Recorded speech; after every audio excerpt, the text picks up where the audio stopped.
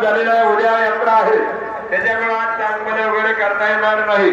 इथे जे सगळे चेअरमन बंडेराव साबळे गणा मास्टर आणि दीपकराव मंडेकर चेअरमन पलीकडून सगळ्यांचं स्वागत केले. 1000 रुपयाचं बक्षीस आहे. आणि उद्या 11 वाजता 10 वाजता सांगितले 10 वाजता घाट सुरू होईल. सचिनराव तवडे पाठीमागे रक्त कामकाज करणारी मंडळी वाजंत्रीमध्ये निशाण घेऊया. रवींद्रनाथ पवार सगळ्या मान्यवरांच्या ठिकाणी नजर चुकीने आमच्यावर नामोल्लेख राहून